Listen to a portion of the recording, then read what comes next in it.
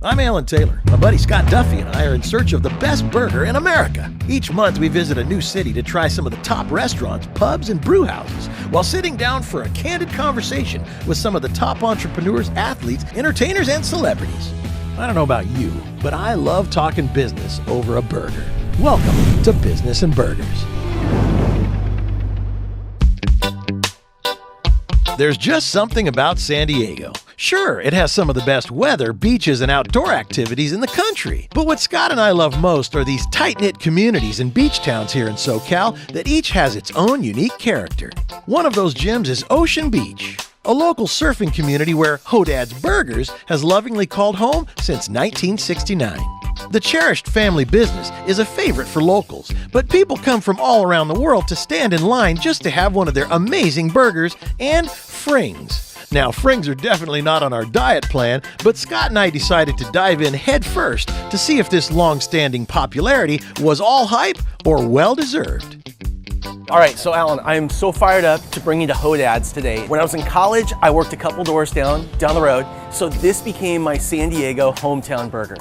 I saw this on Triple D. Yeah. They have a crazy double bacon cheeseburger, and there's something special about the bacon. I can't wait. Yeah, and you get it with the malt. Don't forget the malt. I'm in. All right.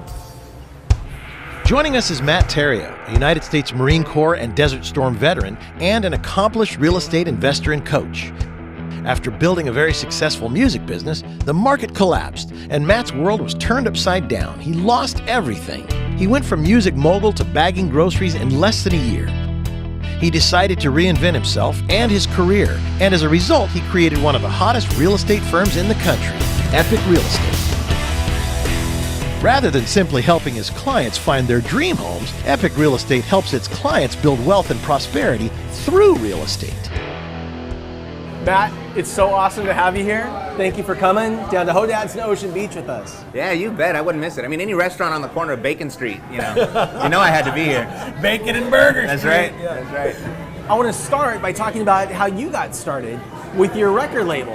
Yeah, when I got out of the Marine Corps, I spent the next 15 years of my life in the music business. And then when the digital download came along, it just turned the whole industry upside down. And in 6 very quick months, I found myself bankrupt, divorced, and bagging groceries. And it really hit us fast. So you're in the music industry for 15 years. Here comes technology. Right. Everything changes in like a heartbeat. Right. You're so used to out there selling your deal or selling your business or selling your product or service that you kind of know that it's going on, but you don't want to believe it. You don't want to believe it. You don't want to fool yourself. So true. Yeah, So true. so you wait too long to adapt. Yeah. We had a marketing formula, and it just worked month in and month out. Our goal was to put out 1 release a month, and we had this certain ad spend. This is where everything was allocated towards, and it just worked like clockwork for about 2 years, 2.5 years. Just every month was perfect. And then 1 month, it just like, it didn't work as well. So the following month, we threw more money at it, no effect. And we threw more money at it, and drove it right into the ground. And like, we had no idea what was even going on. In hindsight, it's crystal clear. But at the time it was happening, we didn't have a clue.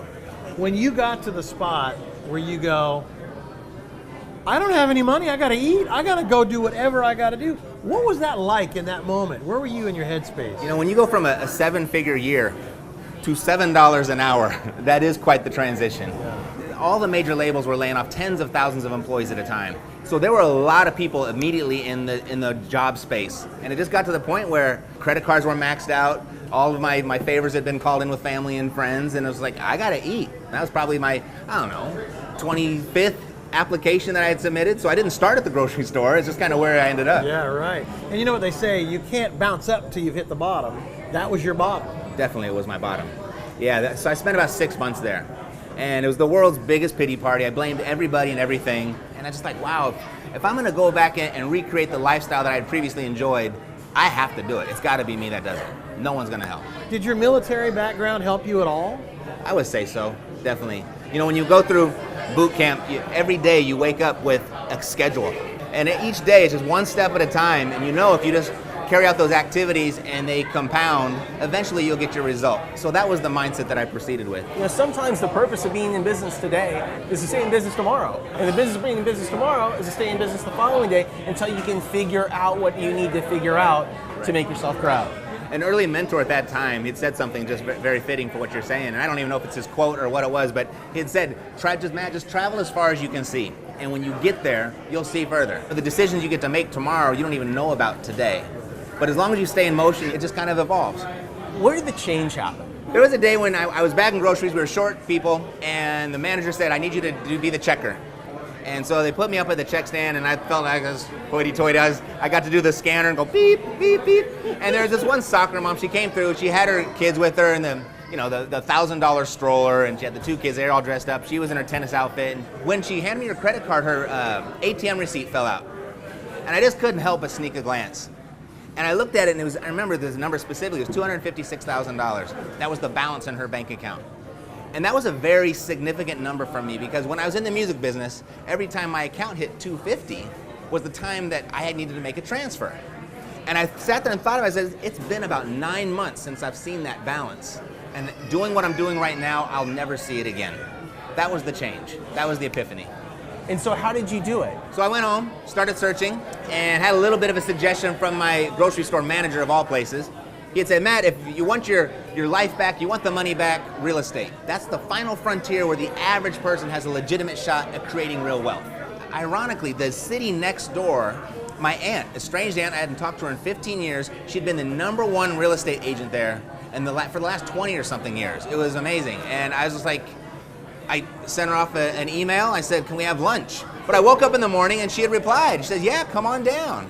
And within 24 hours, I was in school to get my real estate license. So that's how it started. Did really well the first 4 years.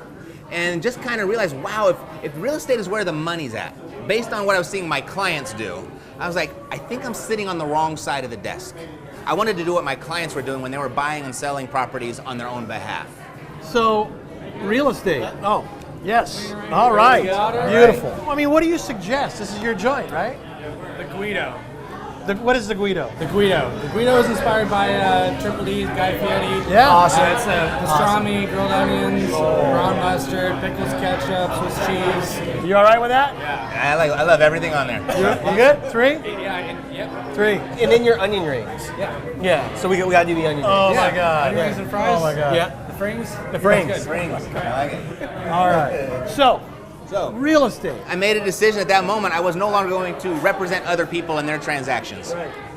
I wanted to represent myself on my own purchases and own sales. 3.5 years later, I had enough rental property, enough passive income from that rental property to cover my monthly expenses. In 3.5 years? 3.5 years, Wow. yeah. It was a really good education. There's a lot of creative strategies involved. And what happened there after that 3.5 years, all my friends and family, they're like, how come you're playing golf on a Tuesday when it seems like just last year you were bagging groceries? Right. How did that happen? Right. Everyone just wanted to pick my brain and figure out how I did it, and then can you help me do it? And it just kind of fell into the natural next, step of that whole evolution was to teach. Now, when you looked at teaching, you have this array of technology at your fingertips. I mean, teaching today is not like teaching 10 years or 20 years ago. Right. So maybe you could walk through that. In many of my entrepreneurial endeavors, I've always operated from the premise that those who educate the market dominate the market. A lot of my business building strategies were small meetings, workshops, and presentations, stuff like that. We get anywhere from 10 to 50 people at a time, and those were great for building business because you stood at the front of the room, you positioned yourself as an authority, a place to go for help. When it came to technology, though, I really stumbled accidentally across the technology of podcasting. So I started recording my workshops and my little presentations on a podcast, broadcasting those out. And I think the first day that I was notified that I was live, I had 100 downloads. And I was like, it took me 3 weeks to reach that many people, and I did it in one day. And then the next day there was another 100, and then another 100, and then 150, and it started to grow and snowball. And here we are 6 years later, I get 10,000 downloads a day. Wow. And 99.9% of my audience will take what I give them and run with it and go do it themselves. But still, even at those numbers, that 1% that doesn't, they become clients. So I know that you are like a Yoda of podcasting. You look like Yoda. I do look like Yoda. Okay, good. So the pills are working. So what are 2 or 3 pieces of advice you'd give to somebody that wanted to start their own podcast? Well, we're at a place now where podcasting, it's commonly accepted. It's becoming more and more known, and it's becoming a popular business tool amongst entrepreneurs. It's really congested. It's really difficult to stand out. So my advice for a podcaster or someone getting new into it, for the purpose of generating business, would be to use a keyword that they think their client would be searching for. You got to use that keyword in your title. Just in mine is epic real estate investing. I have to have real estate investing in my title. For business and for burgers, they're going to find us. That's right. That's right. If your goal is lead generation versus something else, you may take a different strategy. Right. That's really the decision that you'd have to make is, do I want to be a podcast celebrity or do I want to drive leads for my business? Two totally different things.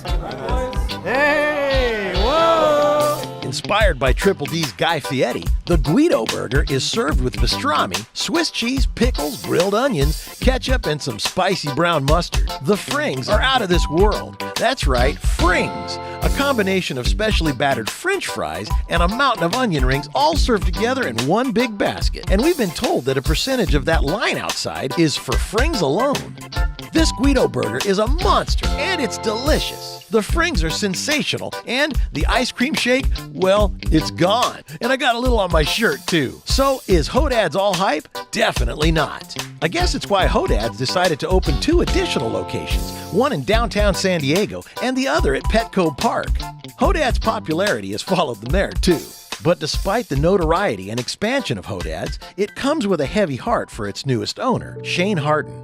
Shane is a third-generation owner after his beloved father, Mike Harden, passed away in 2015. Mike was a cherished and influential staple in Ocean Beach and was on a mission to give back not only to his community, but to the military overseas with the Mess Lords, a small group of world-renowned chefs cooking and entertaining for our U.S. troops around the world. As his friends and family members still feel the void Mike has left behind, they also remember he lived his life to the fullest and would tell folks that when he died, he wanted to return as himself. I want to get to the point now. How did you do all this in such a short time, and where are you today?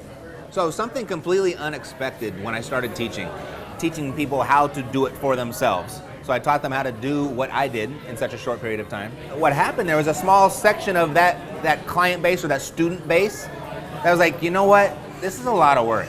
I have a job. I don't need another job. So a lot of them said, can you just kind of do this with me? That turned into what we call a turnkey real estate investment business, where we actually went out for our clients.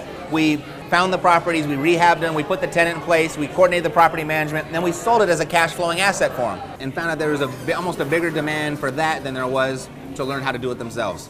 So it started a whole new business. And you didn't just create a product to create a product. You were listening to your customers? Absolutely. Right. There was this demand, and we already had our own teams in place. We're all across the U.S., and so we basically just leveraged our existing property managers, our existing contractors, and we started fulfilling these orders, so to speak. So there's rental properties made to order, kind of like, I guess you could describe it.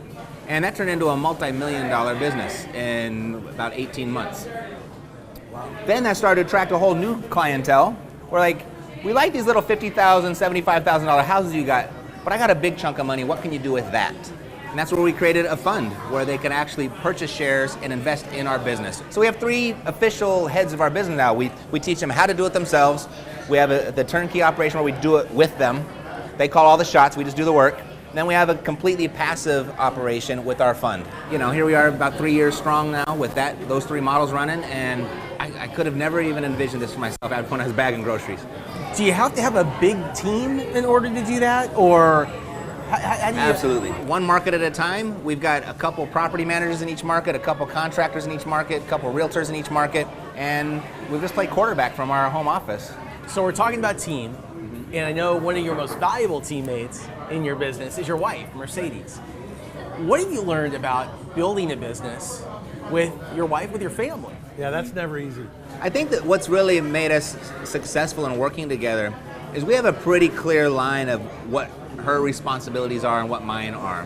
And there's very little overlap to our day-to-day activities. Which is a great key for any partnership. Well, there you go. You know, you're going to have a business partner, you want to make sure that you have non-overlapping core competencies. I guess kind of where our strengths, our core strengths, complement each other is that I am the visionary. I do know what I want to do. I have created the vision. I've created the business model, and she's really good on fulfillment. So it's kind of like I throw her the pass and she takes it all the way to the end zone is kind of our relationship. So there's not a whole lot of disagreement there if you're both winning. Yeah, it's one of the things the lessons that I've learned from the failed music business. where I tried to wear all the hats. I tried to do everything. I didn't want to let anything go, and I didn't want to let control go. And I can see how that cost me in so many places back then. And moving forward, it's like, you know, let's go ahead and just kind of let go and hire someone that knows a whole lot more about it than you do, and trust them with that. And it's, I mean, with just exponential growth since we've adopted that kind of principle of hiring out. Hey, dude, just in case before you go, you might want to, you know. There you go. Yeah, now you're ready. Hey, man, thanks for joining us here on Business and Burgers. Thank you, Alan. Great advice. All right, Scott, thank Good you. to see you, brother. Likewise. Let's get down to business now. I feel like my belly is exponentially growing, but when it comes to real estate and financial investments, here are some of Matt's food for thought. As an entrepreneur, don't try to wear all hats. Hire good people, give them the resources they need to succeed, and get out of their way. When working with your spouse or significant other, make roles very clear and avoid overlap in day-to-day responsibilities.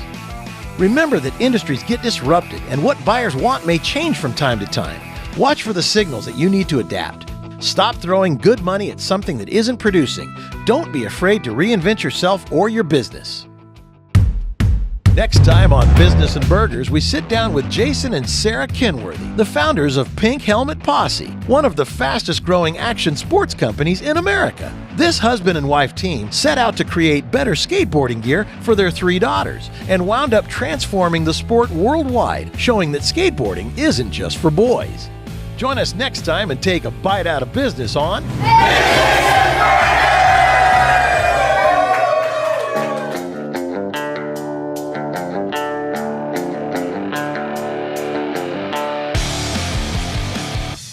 Check out more episodes of Business and Burgers and our B&B blog at our website, businessandburgers.com. Also, don't forget to visit our Business and Burgers Facebook page and give us a big thumbs up. Join us each Wednesday for an all-new Business and Burgers presented by Microsoft, where we get to the meat of a successful business.